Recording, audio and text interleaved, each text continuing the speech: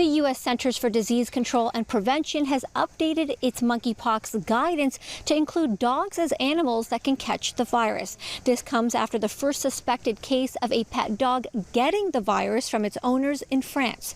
So how do you keep your pet safe? We get some answers.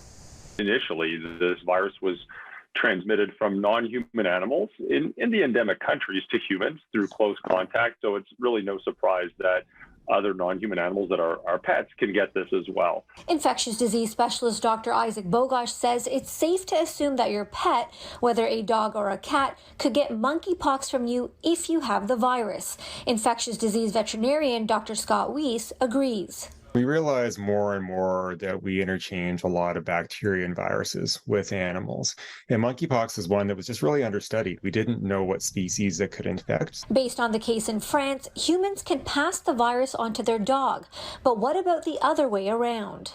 At this point, we have to assume that if an animal's been infected from a person, they might be able to pass it back. Dr. Weiss shares what you should do if you have monkeypox and are also a pet owner. We want infected people to limit contact with animals as much as they can. Don't let them near skin lesions.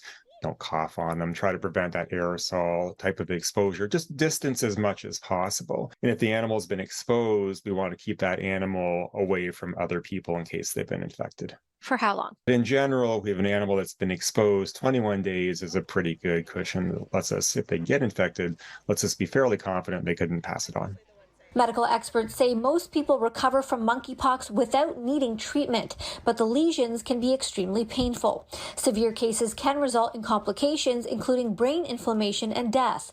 Weiss says he's hopeful animals won't deal with poor outcomes. We only have one dog so far, and it was pretty mildly infected.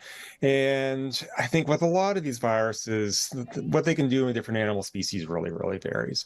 And, dogs aren't really a natural host for the virus. Probably cats probably aren't very much a natural host. So we could hope that they're only going to get very mild infections like this first dog had. Dr. Weiss says this virus is a human-driven epidemic, so the best way to protect your animal is to reduce that human-to-animal spread. He adds taking your dog to the dog park or taking your dog for a walk, as long as they are uninfected, continues to be a low-risk activity. For City News, I'm Maleeha Sheikh.